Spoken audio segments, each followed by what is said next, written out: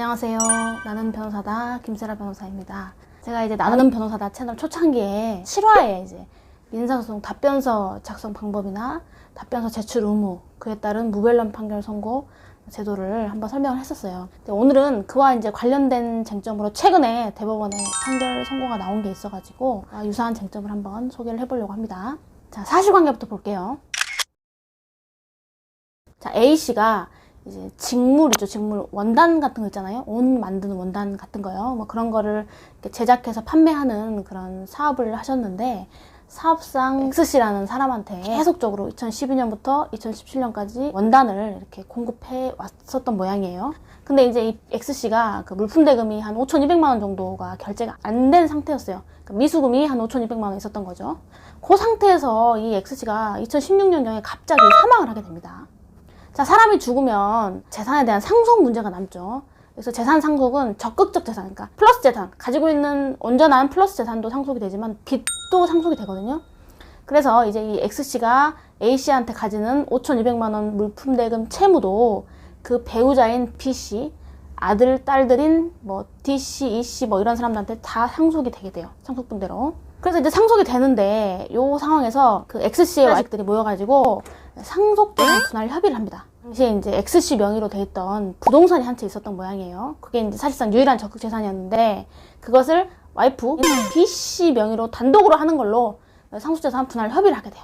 그래서 X씨의 재산은, 상속재산은 사실상 B씨가 단독으로 상속하는 형태가 되게 됩니다.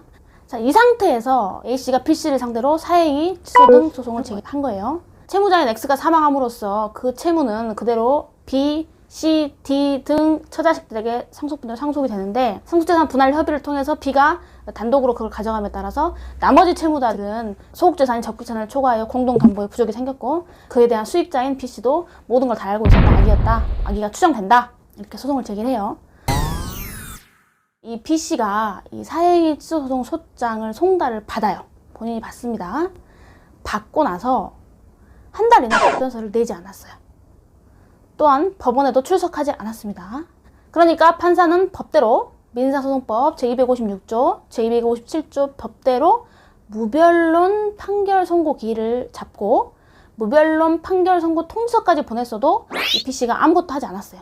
자, 참고로 민사소송법 제256조는 이제 소장을 송달받은 피고가 그 내용을 다투는 경우에는 소장을 송달받은 날로부터 30일 내에 답변서를 제출해야 한다라고 답변서 제출 의무를 정하고 있고, 민사소송법 제257조에서는 피고가 소장을 송달받고 30일 내에 답변서를 제출하지 않을 때는 원고 청구 원인 사실 다 인정, 그러니까 자백하는 것으로 보고 무변론 판결 선고기일을 정할 수 있다, 이렇게 정하고 있어요. 다만 판결 선고일까지 답변서를 제출한 경우에는 무변론 판결 선고는 할 수 없다. 적어도 변론을 열어야 된다라고 선언을 하고 있는 거예요. 그래서 이제 무변론으로 판결 선고를 해서 원고 청구 승소, 원고 청구 인용, 이렇게 원고 승소 판결을 했어요. 근데 여기서 뭐가 문제가 있냐면 이 B씨가 무변론 판결 선고 기일 이틀 전에 답변서를 내요, 법원에. 근데 판사도 그걸 받았어요. 받았는데 그걸 감안하지 않고 그대로 무변론 판결을 선고를 했던 거예요. 자, 여기까지 딱 보면, 자, 1심 판결을 선고한 판사가 어떻게 재판한 거죠? 법률에 위반했죠. 분명히 판결 선고할 때까지라도 답변서를 내면 무변론 판결을 선고는 할 수 없다고 돼 있잖아요. 근데 판결 선고일 이틀 전에 답변서를 내고 판사가 그걸 봤음에도 불구하고 무변론 판결로 원고 승소 판결을 선고를 했던 거예요.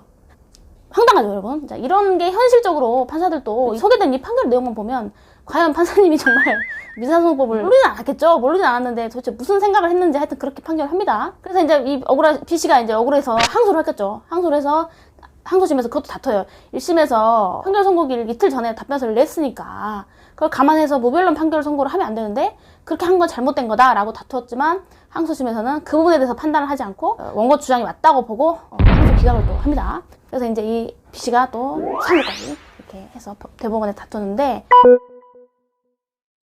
일단 대법원에서는 우리 상고 이유는 민사소송법 제423조에 나오잖아요. 상고 이유는, 상고는 판결에 영향을 미친 헌법, 법률, 명령, 규칙에 위반이 있을 때만 할 수 있다라고 돼 있어요. 이걸 상대적 상고 이유라고도 부르고 하는데, 대법원은 이렇게 본 거예요. 1심 판사가 한 판결, 그리고 2심 항소심 판사가 한 판결은 모두 법령의 위반이다. 어떤 법령? 민사소송법 제 256조, 257조의 법률 위반이다. 판결에 법률 위반이 있고 그것이 판결 주문에 영향을 미쳤기 때문에 이거는 잘못된 것이다. 무변론 판결 선고를 해는 안 되는 사건인데 무변론 판결 선고를 했다. 이렇게 봐서 파기환송을 했습니다.